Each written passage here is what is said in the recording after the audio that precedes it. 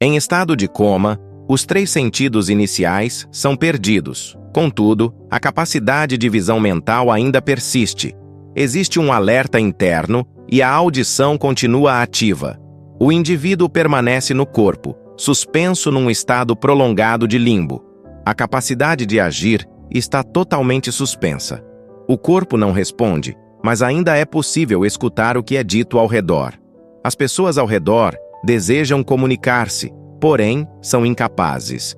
Esta condição é muito próxima e assemelha-se bastante à experiência de estar à beira da morte. Antes de descobrir o que acontece quando você morre, peço a todos que estejam passando por dificuldades, seja por doenças, vícios em bebidas ou cigarros, que deixem seus nomes nos comentários. Temos um grupo de oração dedicado, onde oramos pela cura, libertação e vitória de cada um. Se você ainda não está inscrito no canal, inscreva-se e deixe seu like. Agora, vamos para nosso entendimento deste vídeo. Ao morrer, inicialmente, a mente se desconecta dos 5 sentidos. Com as impressões se dissipando, o tato desaparece primeiro, seguido pelo paladar e finalmente pelo olfato. Esses 3 sentidos se extinguem. Restam apenas a audição e a visão, que ainda funcionam. É como estar em um balão de ar quente, observando a paisagem abaixo. Você enxerga tudo o que ocorre no solo, como um engarrafamento, por exemplo, mas não pode intervir. Apenas observa enquanto o balão segue adiante, levado pelo vento. Os 3 primeiros dias após a morte são marcados por uma intensidade excepcional, e após esse período, a alma inicia sua adaptação a um novo reino, distanciando-se progressivamente deste mundo. Ao deixar o corpo físico, as noções de tempo se alteram drasticamente. 6 meses correspondem ao dia e outros 6 à noite, com um ciclo completo de 1 ano, equivalendo a apenas um dia. Apenas uma fração mínima das almas, cerca de 1%, permanece ligada à Terra por um período prolongado. Os rituais finais, conforme as práticas hindus, são particularmente significativos, uma vez que a pessoa ainda é capaz de ouvir. Durante esses rituais, é lembrado à alma que ela teve uma vida nobre e que seu corpo, composto por 5 elementos, deve permitir que o elemento terra retorne ao solo. O elemento água retorna ao seu estado aquático, o fogo se funde com o fogo e o ar se integra ao elemento ar, enquanto você, sendo luz, se une à luz universal de sua origem. Livre de manchas, pecados ou marcas, você é a encarnação da alegria pura e do amor. Retorne à sua origem e seja verdadeiramente livre. Abençoe toda a criação, pois você é livre e não necessita de mais nada. Parta e espalhe suas bênçãos. Esses são os mantras entoados proporcionando um profundo alívio. Nesse instante, é como se alguém exclamasse: você não é definido pela mente, pelo intelecto ou pelos pensamentos. Você não é essas coisas. Você não é afetado por elas. Você simplesmente não é. Você se liberta de tudo isso, alcançando uma completa e absoluta liberdade. Comumente, à medida que as pessoas se aproximam do fim da vida, muitas perdem o apetite, enquanto algumas deixam de ter interesse por alimentos, outras ainda sentem desejo por comidas específicas. Nos últimos 10 dias, é benéfico oferecer às pessoas alimentos que elas sempre apreciaram. Assim, ao sentirem o aroma dessas comidas, podem encontrar algum conforto. O espírito delas encontra consolo, como se tivessem saboreado aquela comida, proporcionando algum alívio durante os 10 dias. Esse processo é comum. Muitos praticantes, durante a meditação, sentem como se nada estivesse acontecendo. Isso ocorre porque parte dos méritos alcançados está sendo transferida para seus ancestrais. Isso é inevitável.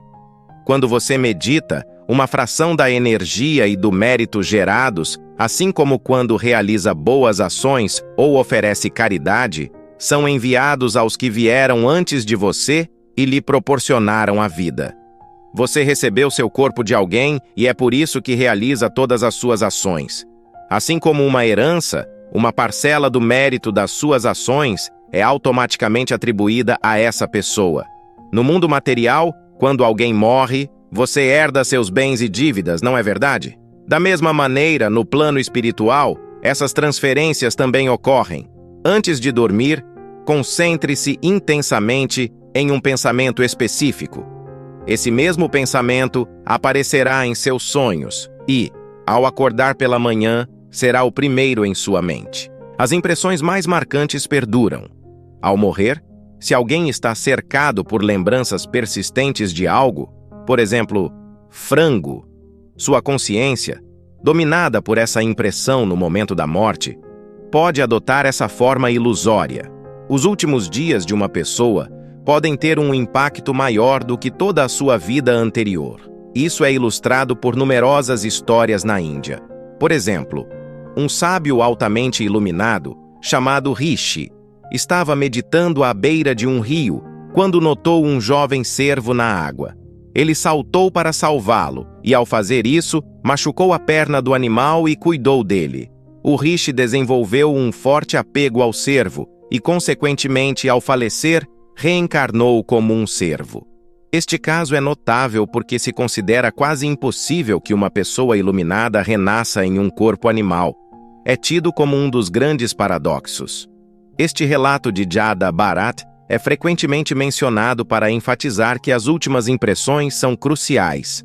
Como um yogi que se transformou em cervo, os desejos mais intensos e os medos mais profundos de um indivíduo desempenham um papel fundamental na definição de suas futuras existências. Por exemplo, ratos geralmente reencarnam como gatos, não como cachorros, e certos animais temem somente outros animais específicos. O animal que provoca maior temor em um ser é frequentemente aquele em que ele reencarna, pois o medo mais intenso constitui a última impressão significativa na mente antes da morte, influenciando o próximo renascimento. Os avós, muitas vezes, têm um vínculo mais forte com os netos do que os próprios pais. Por isso, é comum que as almas dos avós reencarnem como seus netos, mantendo até mesmo os mesmos nomes, uma prática que remonta aos tempos védicos. Isso ocorre porque, na velhice, o apego mais profundo muitas vezes se dirige aos netos, e a alma tende a renascer dentro da mesma família devido a esse laço intenso, refletindo uma conexão mais restrita e fechada com o mundo. O vínculo é intensamente forte dentro de uma mesma família, ou quando existe uma aversão profunda entre indivíduos, eles tendem a reencarnar juntos. Assim como diferentes aparelhos requerem específicas voltagens para funcionar corretamente. Seu iPad, por exemplo, só opera com uma certa voltagem. Uma voltagem muito alta pode danificá-lo. O mesmo se aplica a lâmpadas e geladeiras, que operam com voltagens predeterminadas. No contexto espiritual, cada alma, dentro do corpo sutil e dos corpos causais, é dotada de uma quantidade específica de energia. Durante o encontro de um homem e uma mulher, no momento da concepção, a energia presente define o tipo de alma que será atraída para encarnar no planeta. A união entre um homem e uma mulher influencia o tipo de alma que irá se manifestar, determinando a voltagem ou energia dessa alma. O suicídio, por sua vez, pode ser comparado a expressar um extremo desconforto, como sentir muito frio, e ao invés de se agasalhar, remover todas as roupas. É semelhante a uma criança que precisa dormir, mas, por estar chorando excessivamente, não consegue encontrar o sono. Da mesma forma, ao enfrentar o frio intenso, a resposta não seria se despir de tudo, mas o suicídio é exatamente isso. Uma tentativa equivocada de alívio que não resolve a causa subjacente do sofrimento. O suicídio não alivia a pessoa do sofrimento que a levou a essa escolha. Na verdade, ela pode acabar enfrentando essas mesmas questões por um período ainda mais prolongado e, eventualmente, terá que reencarnar. Mesmo após se libertar de todos os desejos e aversões, pode haver um retorno. Se isso acontece, é por compaixão. Retornando então como uma pessoa livre, Ela pode agir no mundo conforme deseja e partir quando sua missão estiver concluída. Obrigado por assistir a este vídeo.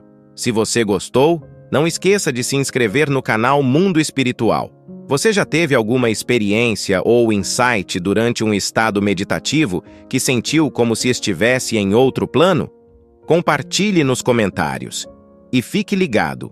O próximo vídeo vai aparecer na tela em breve e promete aprofundar ainda mais essas fascinantes discussões sobre o espiritual e o transcendental.